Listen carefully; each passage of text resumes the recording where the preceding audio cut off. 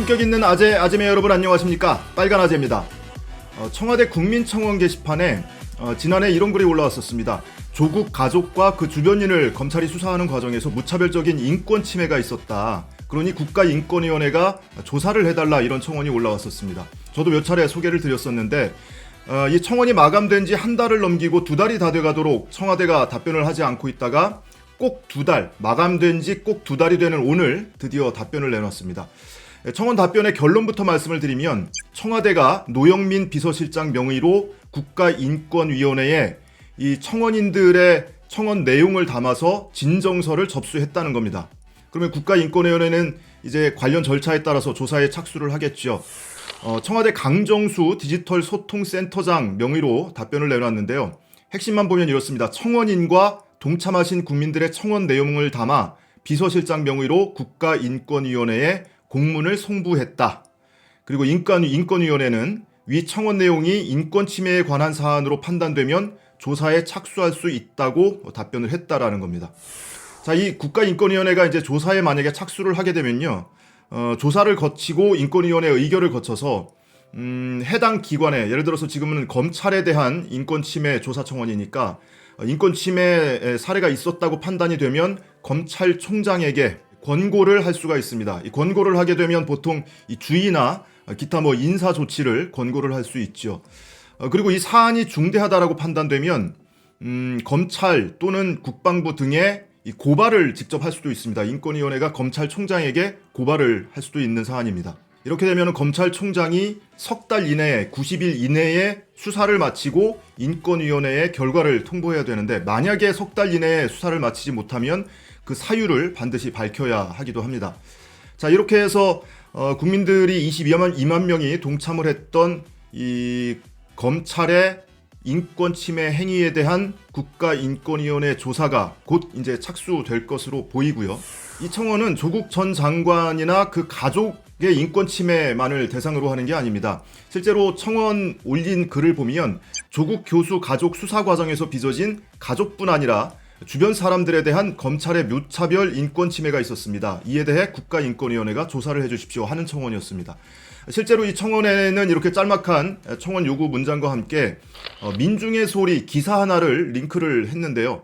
그 해당 기사 내용은 뭐냐면 2008년에 조국 전 장관의 딸이 UN 인권 인턴십 프로그램에 참여를 했고, 그 참가 증명서를 받아서 고려대라든지 서울대에 입시 서류로 제출을 했는데, 이 사항을 검찰이 수사를 하는 과정에서 UN 인권정책센터의 전 활동가들에게 출석 요구를 하면서 참고인이 아니고 피의자용 출석 요구서를 보내고, 또 출석 요구에 응하지 않으면 형사소송법에 따라 체포될 수 있다라는 내용까지 담아서 출석 요구서를 보냈다는 겁니다. 그런데 대부분의 활동가들이 이 조국 전 장관의 딸이 인턴십 프로그램에 참여를 했던 것은 명백한 사실이기 때문에 출석에 응하지 않았다. 왜냐하면 출석 조사하는 과정에서 자칫하면 또 일부 진술을 가지고 왜곡돼서 활용될 수 있는 이런 위험이 있기 때문에 형사법의 비전문가들이다 보니까 굉장히 조심스러웠던 거죠. 그래서 인턴십에 참여했던 거는 명백하고, 그리고 우리는 조사에 응하지 않을 거야 라고 했는데,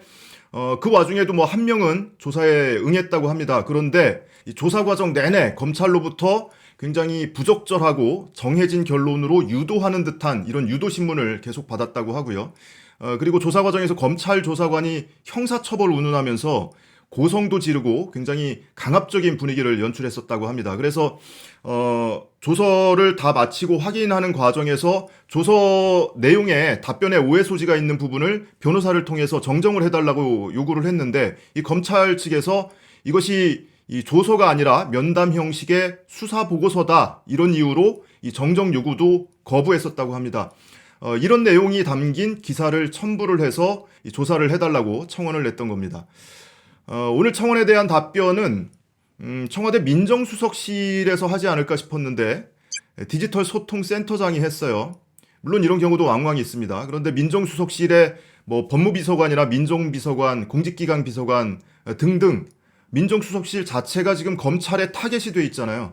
심지어 공직기강 비서관을 맡고 있는 최강욱 변호사에 대해서는 조국 전 장관 공소장에 실명으로 이름까지 기재해놓고 곧 피의자가 될 것임을 암시하는 그런 내용도 지금 공소장에 담겨 있기도 하고요. 그러다 보니까 아무래도 수사의 당사자인 민정수석실에서 답변을 하는 것은 부적절해 보였기 때문에 이 디지털 소통센터장이 답변을 한 게 아닐까 싶습니다. 청와대가 굉장히 고심을 많이 했던 것 같아요. 보통 지금까지 130여 건에 대한 국민청원 답변을 청와대가 한 바가 있는데 대부분은 한 달 이내에 답변을 했습니다. 그리고 한 달을 넘게 하는 경우는 굉장히 드물고요. 심지어 2달을 넘긴 경우도 있긴 있는데 딱 아주 특이한 케이스 2건만 있었습니다. 이 조국 전 장관 가족 또는 주변인에 대한 인권 침해 조사 청원도 지난해 11월 14일에 청원이 마감됐으니까 오늘로 딱 만 2달이 됩니다. 2달을 넘기진 않겠지, 오늘 나오겠지 했는데 역시 청와대가 오늘 답변을 내놓은 거고요. 이 검찰과 관련해서 청원 참여 인원 20만 명을 넘긴 청원은 한 건이 더 있습니다. 계엄령 문건 수사 관련 윤석열 검찰총장에 대한 수사를 촉구합니다라는 제목의 국민청원인데 이 청원도 지난해 11월 23일에 20여만 명이 참여를 해서 청원이 지금 마감이 됐고 답변을 기다리고 있는 상태입니다. 이 내용은 박근혜 전 대통령 탄핵 국면에서 기무사가 계엄령을 발동하는 것을 검토했었다. 이 문건과 관련해서 검찰이 수사를 했었는데 윤석열 검찰총장이 이 사건을 덮었다. 이런 의혹을 제기했던 청원입니다. 그런데 이 건에 대해서는 한 달을 훌쩍 넘겼고 지금 2달이 다 돼가고 있는데 이것 역시도 청와대가 아직은 답변을 하지 않고 있습니다. 여러모로 현재 검찰과 청와대, 검찰과 여권 이렇게 전선이 쳐져 있는 마당이다 보니까 답변을 하기가 굉장히 좀 조심스러운 측면이 있어 보이죠.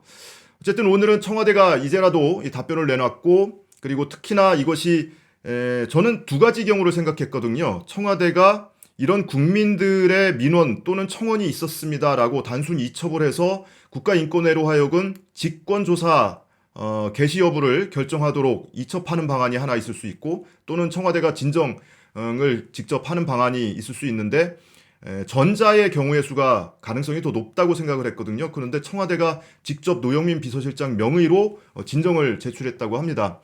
굉장히 좀 적극적인 조치를 이제라도 좀 취한 것 같고요. 그럼 국가인권위원회가 검토를 해서 조사에 착수하지 않을까 싶습니다. 조사에 착수하고 나면 사안의 중대성 또는 범법행위가 있었는지 여부에 따라서 사안이 뭐 인사조치 정도에서 끝날 선이다 싶으면 검찰총장에게 권고를 할 수 있죠. 그래서 징계 요구를 한다거나 이런 권고를 할 수가 있고 사안이 좀 형사 처벌을 받을 만한 사안이다 싶으면 검찰총장에게 직접 국가인권위원장 명의로 고발장을 접수할 수도 있을 겁니다. 그렇게 되면 검찰이 직접 3개월 동안 수사를 해서 수사 결과를 또 통보를 해야 됩니다.